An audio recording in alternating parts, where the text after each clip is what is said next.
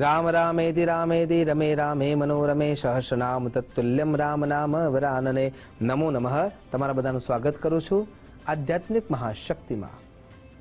રામ રામેતિ રામેતિ આ શબ્દ ઉપરથી જ સમજાઈ જાય છે કે આજે રામ નવમી. પણ પ્રશ્ન એ છે કે મારે કયા રામને આત્મસાત કરવા? પિતા રૂપે જે રામ છે એમને, પુત્ર રૂપે જે રામ છે એમને, ભાઈ રૂપે જે રામ છે એમને, પતિ રૂપે જે રામ છે એમને હું આરાધિત કરું? રાજા રામ છે એમને, કે પછી અન્ય જે મને અનુભૂત થાય છે, જે રોમે રોમમાં વ્યાપ્ત છે એવા ઈશ્વર રૂપે જે રામ છે એમને, કે જેના ઈશ્વરપણાને એ સ્વીકાર કરીને સ્વયં ભક્ત રૂપે જે રામ દેખાય છે એમને?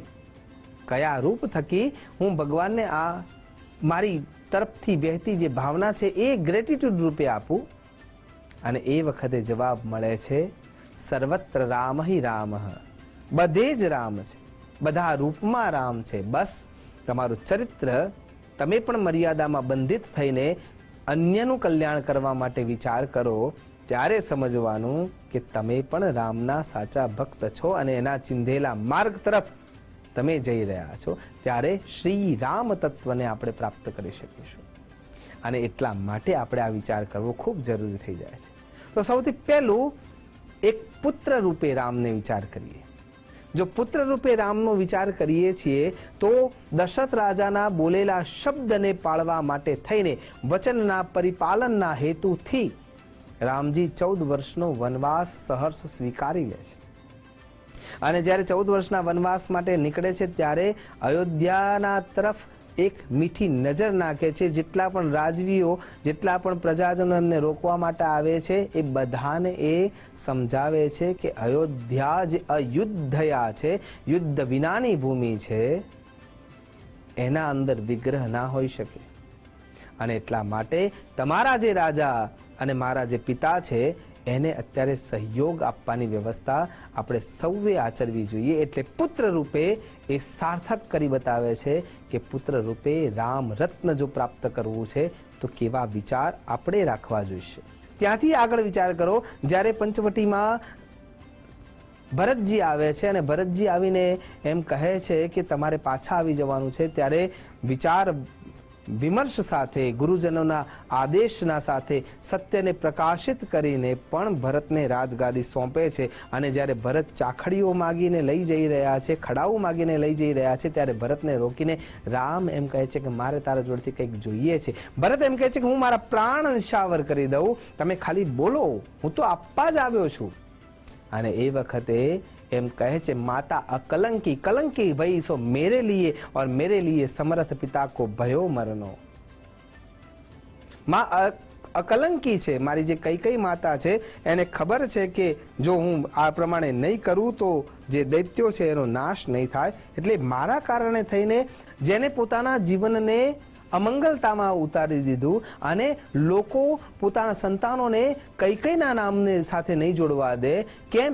જેને આ જીવન માટે કલંક વેઠી લીધો, જે અકલંકી હોવા છતાંય તો પુત્ર રૂપે ભરતને એમ સમજાવે છે કે પહેલા માના ચરણોમાં પ્રણામ કર અને એમને માફ કરી દે.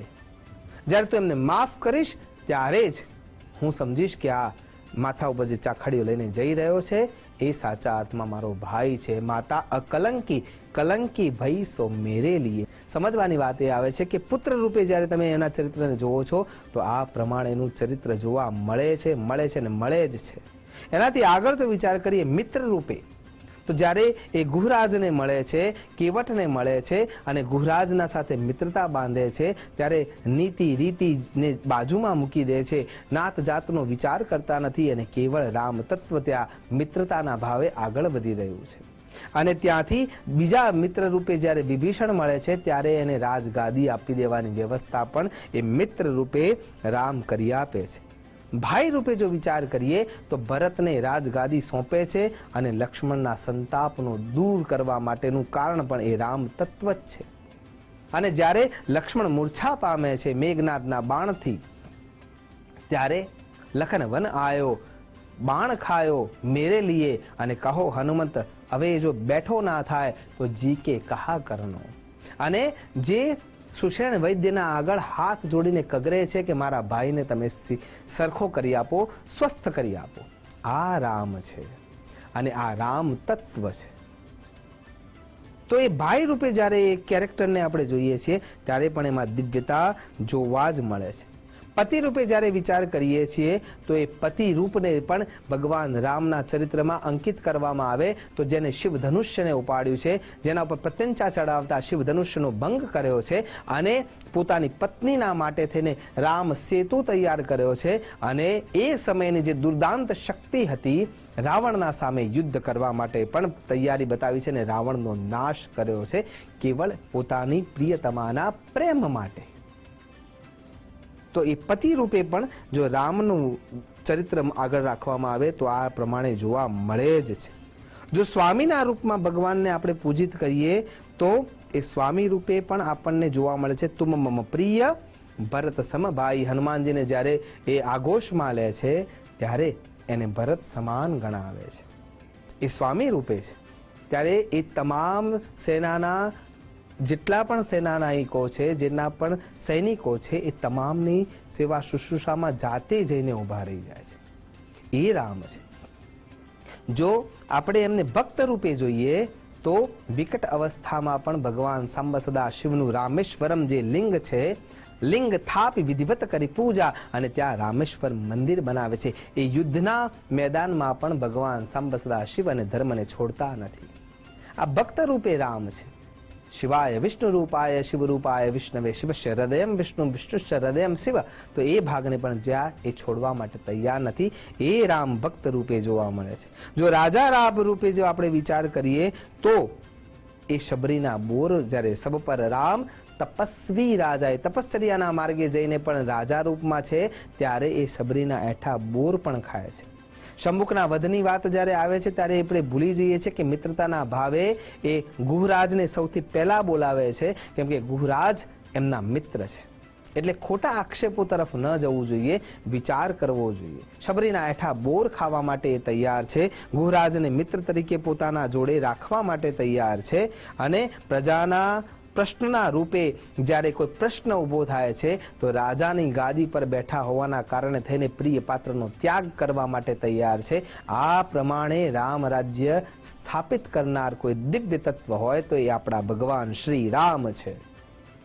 અને ત્યાંથી આગળ જો વિચાર કરીએ તો પિતા રૂપે જ્યારે વિચાર કરીએ છીએ તો રાજ્યના તમામ જીવને એ પોતાના સંતાન રૂપે પાલિત કરે છે અને જ્યારે એ પોતાની લીલા સંકેલવાના હોય છે ત્યારે લવ અને કુશને રાજગાદી સોંપે છે, પોતાના ભાઈઓને રાજગાદી સોંપે છે અને પછી આગળ વધે છે. અને સેના નાયક રૂપે જો વિચાર કરીએ તો એ તમામ વ્યક્તિઓના યોગક્ષેમને વહાવવા માટે સતત તત્પર હોય છે. જ્યારે લીલા સંકેલીને વૈકુંઠમાં જતા હોય છે ત્યારે અયોધ્યાના તમામ નગરજનોને એમ કહે છે કે જેને પણ આવવું હોય એ વૈકુંઠમાં મારી સાથે આવી શકે છે.